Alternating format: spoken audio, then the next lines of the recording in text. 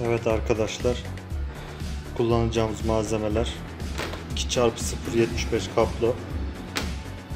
Kablomuz şöyle göstereyim. Ama 0.75'lerin bazen şöyle de olanı var. Yani tek izoleli olan da bunun gibi olan da olur, böyle olan da olur. Yani illa böyle olacak diye aramayın diye söylüyorum. Bant, bir de evde yaptığımız led, mavi led.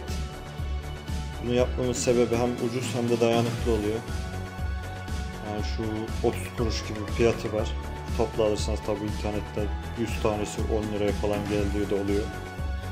Önüne de demin yaptığımız gibi 1K direnç koyuyoruz arkadaşlar. 1K direnç koyacağız.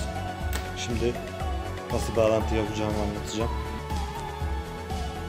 Şimdi ledimizi şunun altına koyacağız. Buradan vurdu mu kapı açma kolunu aydınlatacak. Yani ne çok aydınlatacak ne de çok az aydınlatacak. Yani ikisinin ortası gibi bir aydınlığı olacak. Kablomuzu şuradaki kablo geçiş kanalından geçirip park lambasını açma anahtarının şu önceden yaptım. Bunları da aynı ledden yapmıştım. Bunun videosunu da internette YouTube kanalımda bakabilirsiniz nasıl yaptığımı. Bu kabloların pek artısından alsak da olur. Çünkü burada eksi var. Şu anahtarın. Şöyle açayım. Şurada gördüğünüz siyah eksi arkadaşlar. Bu devamlı eksi. Diğerleri gidip geliyor ama bu buraya yapmamın sebebi de yani gündüz nasıl olsa görebiliyoruz burayı. Gece farları yakıyoruz. Gece karanlık olduğu için yaktığımızdan farları. Bu da yandığında burası yansın diye buraya bağlayacağım. Şimdi burayı sökeceğim komple. Döşemeyi sökeceğim.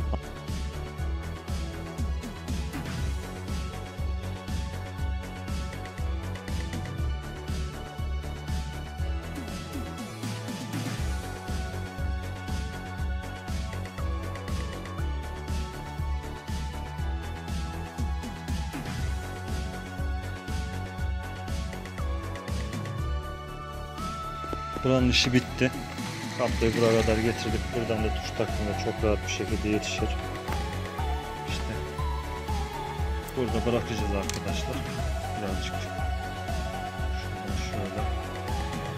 Bize yeter. Şimdi ben burayı söktüğüm gibi toplayacağım. Buraya da aynı işlemi yapacağız. Her kapıyı da aynı şekilde sökeceğim arkadaşlar. Bunu sökmesi çok basit. Şurayı çıkartıyoruz. Sonra şurayı şöyle tornavidayla ittirdik gelir arkadaşlar.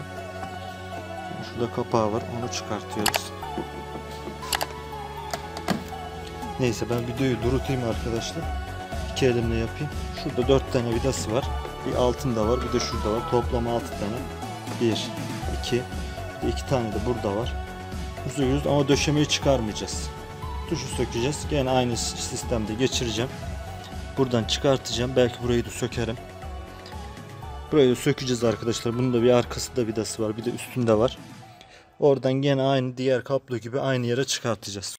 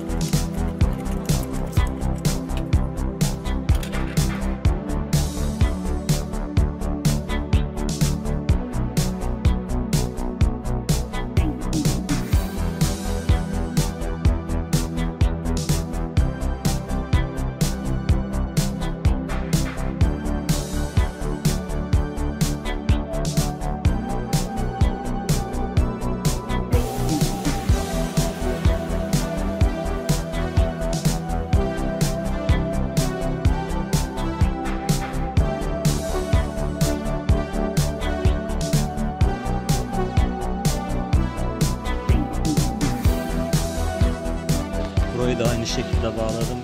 Diğer tarafta kamerayı, direksiyonu tutturmuştum. Burada tutulacak yer olmadığı için arkadaşlar çekemedim. Ama diğer tarafta yaptığım işlemin aynısını buraya yapacağız. Şimdi uç takımını bağlayacağım.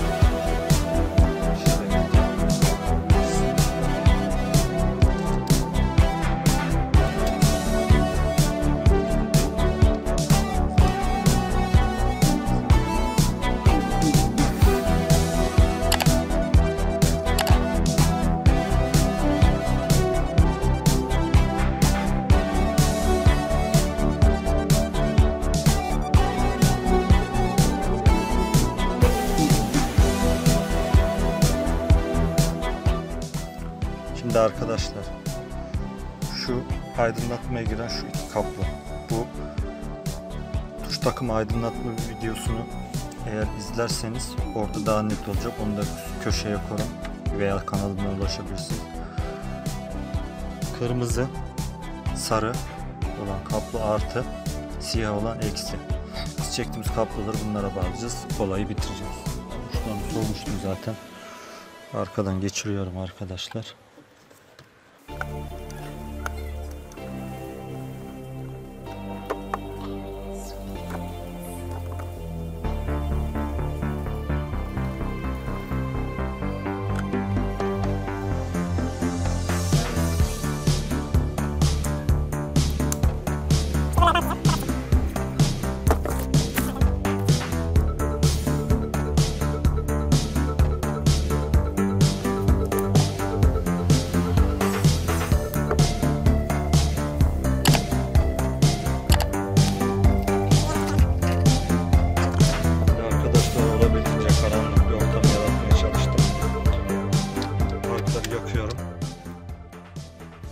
Gördüğünüz gibi arkadaşlar, hem loş hem göze almayan.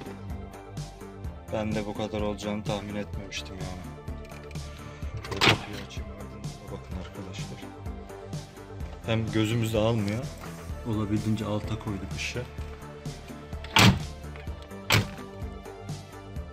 Gördüğünüz gibi arkadaşlar, şu diğer ışıkları da yakayım. Evet arkadaşlar, gayet güzel bir şey oldu. Işık proje oldu. Işıklı. Yani inanın ben de bu kadar olacağını tahmin etmiyordum. Evet, projemiz bu kadar arkadaşlar. Aklınıza takılan herhangi bir şey olur. Yani nasıl etsem nasıl olur? Böyle şeyler olursa bana yorumlarda sorabilirsiniz. Tek tek okuyup cevaplıyorum. İstediğiniz zaman sorun, sıkıntı yok. Sosyal medyadan da takip edebilirsiniz, Instagram'dan. Oradan da mesaj atıp sorabilirsiniz. Tek tek okuyup cevaplıyorum. Gördüğünüz gibi arkadaşlar, olay bu. Abone olmayı unutmayın, beğenmeyi de unutmayın.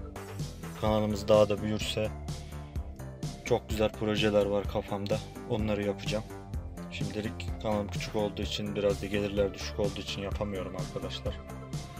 Kendinize iyi bakın. Virüslerden kendinizi koruyun. Allah'a emanet olun.